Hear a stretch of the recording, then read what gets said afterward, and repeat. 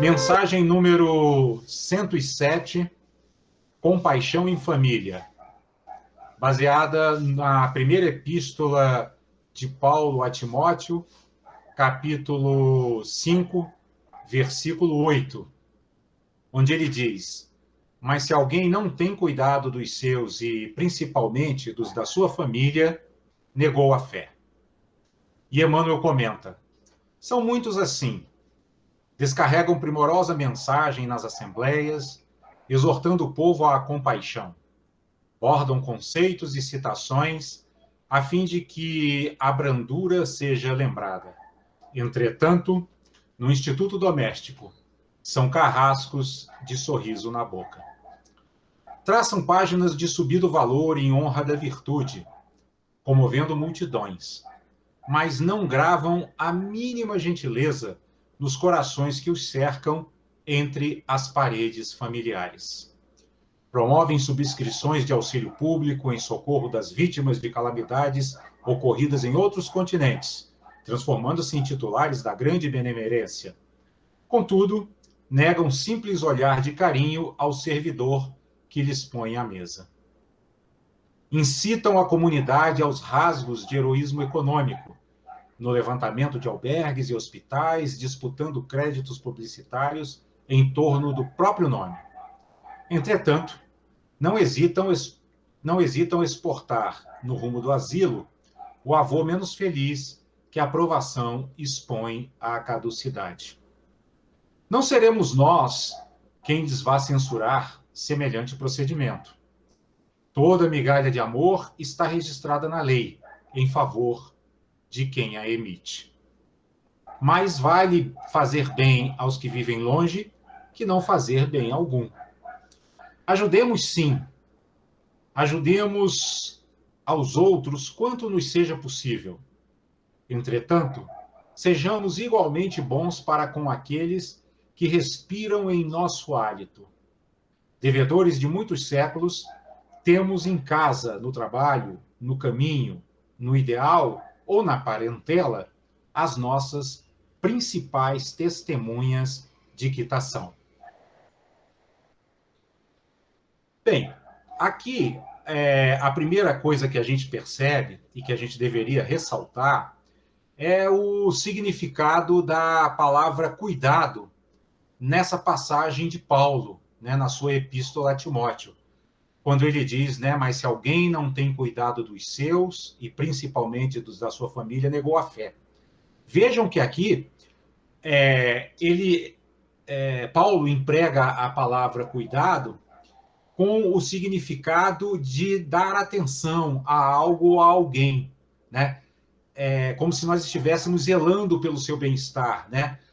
Ocupando-nos com suas necessidades e assumindo a responsabilidade de fazer tudo ao nosso alcance para diminuir o sofrimento desse alguém, né? Ou seja, a palavra cuidado aqui na passagem de Paulo, ela diz respeito a nós manifestarmos um interesse genuíno em promover as qualidades dos seres ao nosso redor, né? Aquelas qualidades naturais, aquelas qualidades essenciais de que a gente tanto fala aqui no nosso Evangelho, né? Quando Paulo fala de termos cuidados com os nossos, né, com os da nossa família, ele está falando, sobretudo, de nós aplicarmos os ensinamentos no meio de nossa parentela mais próxima, né? E o que significa aplicar os ensinamentos no meio de nossa parentela mais próxima? Significa nós cultivarmos no seio da família a compaixão, a bondade amorosa, a equanimidade, a alegria altruísta, a generosidade, né, a energia constante, aquele esforço jubiloso, né, de estar praticando todos os dias, né, e, sobretudo, a sabedoria. Né? É disso que Paulo fala quando ele fala de termos cuidado com os nossos. Porque, veja, que Paulo está falando sobre cuidado com os nossos familiares não é no sentido comum, né? Paulo era um apóstolo de Jesus, Paulo era um disseminador do evangelho, então ele está usando a palavra cuidado aqui no seu sentido mais elevado. E o cuidado no seu sentido mais elevado é aquele que, embora inclua também a satisfação das necessidades materiais, né, ele vai além e procura abarcar também essas qualidades superiores do espírito, no sentido de que nós ajudemos, né, aos nossos também, na medida do possível, a alcançarem patamares mais elevados de cultivo da espiritualidade, né? E Emmanuel, no desenvolvimento desse tema, ele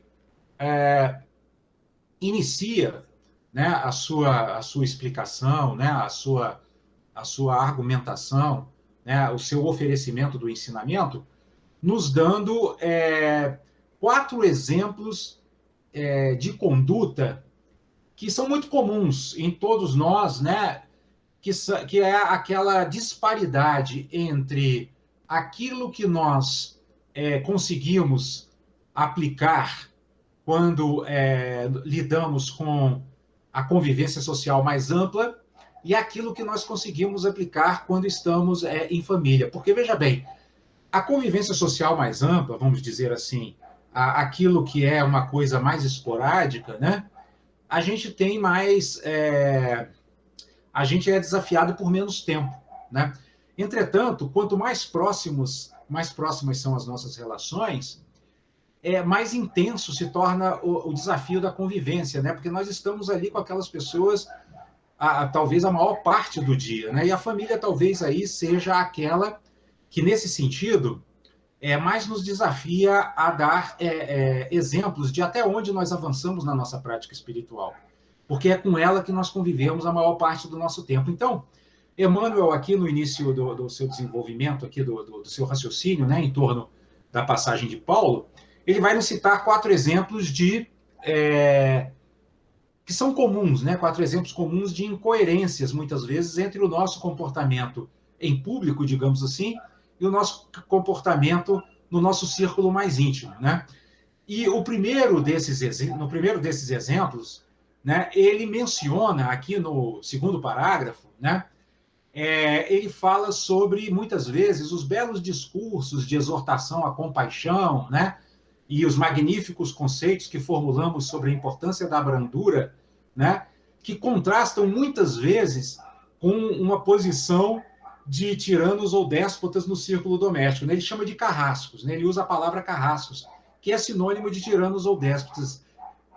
Então, muitas vezes, o praticante padece dessa dificuldade, né? Quando ele está ali, por exemplo, digamos que a gente tenha se proposto a cultivar a paciência, né? Aí a gente procura ali exercitar, né? Talvez dedique ali algum tempo à meditação em torno da paciência, né? Procure cultivar a paciência em nosso coração, mas muitas vezes ali no dia a dia da convivência, sobretudo com nossos familiares, né? Aquele comportamento, digamos assim, muitas vezes negativo, né? Daquele que é mais próximo a nós, repetido muitas vezes, nos leva ao limite e nos faz, muitas vezes, escorregar na questão da prática da paciência e nos impacientarmos, e manifestarmos raiva, né, e manifestarmos até uma certa intolerância, né, do tipo assim, não, mas por que você está se comportando dessa forma, né? Por que você faz uma coisa dessas, né? Eu sou, vamos dizer assim, eu sou seu pai, eu sou sua mãe, eu sou seu irmão, enfim, dependendo, né, do grau de parentesco que nós tenhamos, a gente tem ali uma perda da paciência porque fomos levados ao limite, né? Fomos levados ao limite por aquela pessoa com a qual convivemos por uma maior parte, né, do nosso tempo diário, né?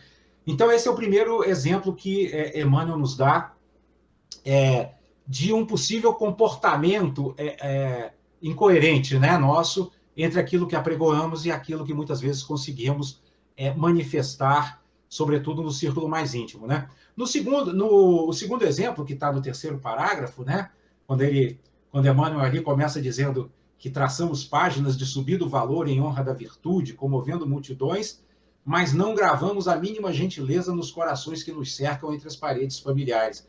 Ou seja, aqui ele está falando está dando um outro exemplo, que seria, né, essa desconexão, né, entre essa exaltação da virtude, que muitas vezes nós somos capazes de fazer num texto, né, que escrevemos, né, um texto que publicamos ali, até com uma boa intenção mesmo, né, de divulgar os ensinamentos, a gente publica na internet um bonito texto, né, onde se exalta a virtude, né? Mas não conseguimos, muitas vezes, exemplificar, né, essa virtude na forma de gentileza para com aqueles que, dentro ali da nossa convivência mais próxima, demonstram comportamentos que de alguma forma nos desagradam ou que de alguma forma até são realmente contrários àquilo que a gente aprendeu como sendo um comportamento espiritualmente superior. Mas nós precisamos ter a consciência de que nós temos que ter paciência, né, para que os outros também aprendam no seu ritmo, né?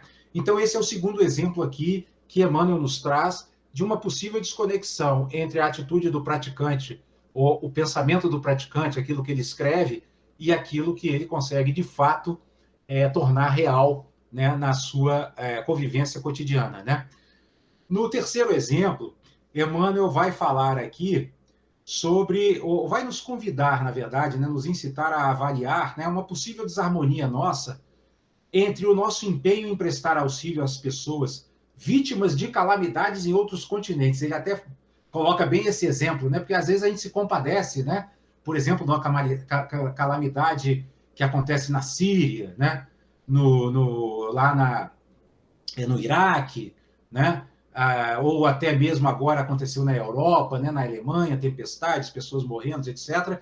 A gente se compadece, a gente muitas vezes até se empenha em participar de iniciativas, né, de auxílio a essas pessoas, mas muitas vezes somos incapazes de dirigir um olhar de carinho, como diz Emmanuel aqui, àquele servidor que nos põe à mesa, né? Então percebam que em todos esses exemplos, o que Emmanuel está nos convocando a fazer é trazermos o aprendizado, né? E o aprendizado que conseguimos, de alguma forma, assimilar cognitivamente, ele nos convida a trazer esse aprendizado cognitivo para a manifestação no plano da energia, no plano dos nossos movimentos diários, né? De tal modo que nossos pensamentos, nossa fala e nossas ações corporais exprimam, de fato, o que é a compaixão, exprimam de fato o que é a bondade amorosa, né? Exprimam de fato o que é a equanimidade. E no último e quarto exemplo, que Emmanuel nos dá aqui, no quinto parágrafo do seu texto, ele nos solicita, né, que pensemos um pouco também sobre uma possível dissonância entre o nosso ímpeto, né, o nosso arrojo e o nosso desembaraço para trabalhar em prol da construção de albergues e hospitais, e a nossa incapacidade de cuidarmos dos idosos em nosso próprio círculo familiar. Vejam que Emmanuel, como um bom professor que ele procura trazer aqueles exemplos que realmente são os mais desafiadores para nós. Nós todos que já tivemos a possibilidade, né, de ter essa experiência de convivermos com esse, como chama Emmanuel aqui, né, esse idoso menos feliz que a aprovação expõe à caducidade, nós sabemos o quão quão desafiadora é essa convivência, né? Porque o idoso que passa por essa prova da caducidade, ele fica muito dependente, né? Ele fica ali exigindo que a gente tenha o máximo de tolerância com as suas limitações, que só vão aumentando com o tempo, né? Então, a gente deveria estar atento também, né, como diz aqui Emmanuel nesse tema da compaixão em família, né, a esse desafio que muitas vezes aquele idoso cujo processo de degenerescência mental e física exige de nós uma dedicação, muitas vezes, de 24 horas por dia até, né? E aí, depois de nos dar esses 4 exemplos, né, Emmanuel vai, então, no início aqui da sua conclusão da mensagem, primeiro nos alertar para o fato de que não devemos censurar, né, aqueles praticantes espirituais que, porventura, apresentem essas incoerências, né, entre aquilo que apregou e aquilo que são capazes de fazer na vida real, né, na vida concreta, né? Nós não devemos censurar, até porque o próprio Jesus nos diz que não julgueis para não seres julgados. Nós não estamos aqui para julgar, né? Nós, como praticantes espirituais, estamos aqui para acolher, né? Para apoiar, né, para sustentar, né, para oferecer apoio no caminho espiritual a todos aqueles que ainda precisem, né, de um apoio maior para superar a sua ignorância, né, para superar as suas limitações, como nós também precisamos de apoio para superar as nossas, né? Então, Emmanuel inicialmente nos diz: não censuremos, nem mesmo a nós, né? Quando nós escorregarmos, né, quando nós, porventura, nos virmos perdendo a paciência com algum idoso mais próximo, né? Quando nós nos virmos perdendo a paciência com algum parente mais difícil, não vamos também nos censurar, vamos apenas vigiar, que é diferente, né? Quando Jesus diz para vigiarmos, o que ele está dizendo é o seguinte: prestemos atenção no que estamos fazendo, retornemos ao nosso equilíbrio e superemos aquela falha espiritual, aquela falha de comportamento que em algum momento tivemos, mas sem censura, sem culpa, porque senão nós vamos estar agregando peso à nossa bagagem e não resolvendo o problema das nossas imperfeições, né? Então, não censurar é a primeira coisa que Emmanuel nos aconselha.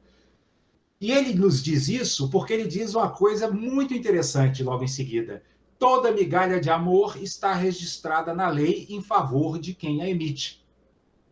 Então, se a pessoa muitas vezes, né, e nós mesmos, inclusive, né, a gente, se nos observarmos, vamos cair nessas incoerências muitas vezes também. Se nós mesmos, muitas vezes, mostramos um comportamento do dia a dia incoerente com o nosso aprendizado evangélico, lembremos que, naquele momento, quando a gente tiver aquele ímpeto de nos condenarmos ou de condenarmos a outrem, lembremos que o pouco de bem que fizemos teve seu valor, tem seu valor, né? Então, se estamos aqui sentados hoje, né, reunidos para a prática do Evangelho no lar, significa que estamos, de alguma forma, cultivando sementes de elevação espiritual em nosso mundo interior, né? E, como diz Emmanuel, essas sementes estão registradas na lei, ou seja, a lei de causa e efeito vai fazer com que nós colhamos o fruto dessa semeadura evangélica que estamos aqui plantando nesse momento, né? Nesse momento de oração, de prece e de reflexão espiritual. E se apresentarmos um comportamento inadequado, aí voltamos àquela questão, né, de que se tropeçamos, o que devemos fazer? Nos levantar e seguir caminhando, e não ficar nos culpando. E lembrando que tudo aquilo que fizermos de bem, inclusive nos levantarmos quando tivermos tombado, vai ser uma semente de luz, né, que estaremos regando também no solo do nosso espírito e que vai dar os seus frutos de paz e os seus frutos de felicidade no tempo próprio, né? E aí Emmanuel conclui a mensagem nos dizendo que mais vale fazer bem aos que vivem longe que não fazer bem algum. Olha que ensinamento interessante, né? Então, se a pessoa só consegue fazer bem aos que estão longe, pelo menos está fazendo bem aos que estão longe. Já é um bom começo, né? E significa que, à medida em que ela fizer esse bem com mais intensidade, mais ela vai sentir um desconforto por não conseguir fazer a mesma coisa com os que estão próximos, né? E mais ela vai perceber que o ensinamento de Jesus é amar ao próximo como a si mesmo, né? Olha que Jesus usou a palavra próximo, né? Ele não botou assim, amar ao distante como a si mesmo, né? É óbvio que quando nós estamos fazendo bem àqueles que estão longe, ou desejando bem àqueles que estão longe, nós estamos tornando eles também nossos próximos, né? Então isso é verdade. Mas o grande desafio está na proximidade da convivência. É isso que essa mensagem está trazendo para nós hoje. Compaixão em família é, digamos assim, o grande teste de qualidade da nossa prática espiritual. É a família, é a convivência com a família que vai nos dizer em que ponto do caminho nós estamos.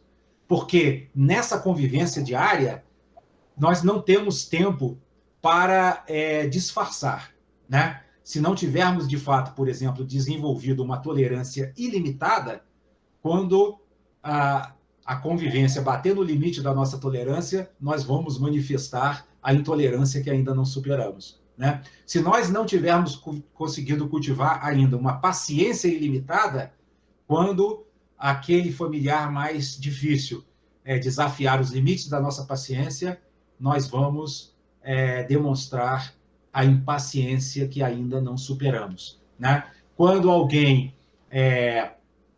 nos testar, né, com comportamentos que promovam algum despertar de aversão ou de repulsa em nós, né, nos testar até o nosso limite, nós manifestaremos a raiva que não pudemos ainda superar. Percebem? Então, é justamente no âmbito dessa convivência mais próxima que nós estaremos sendo desafiados, né?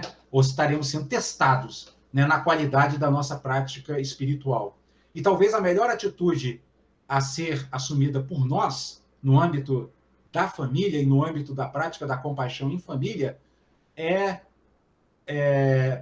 agradecermos cotidianamente por todos esses seres que estão ali como nossos melhores mestres, né? Como nossos melhores professores, né? Nos ensinando todo dia, nos mostrando todo dia quais são os nossos limites, onde é que nós estamos nos posicionando no caminho espiritual nesse momento e quais as dificuldades e imperfeições que ainda precisamos trabalhar intensamente para superar.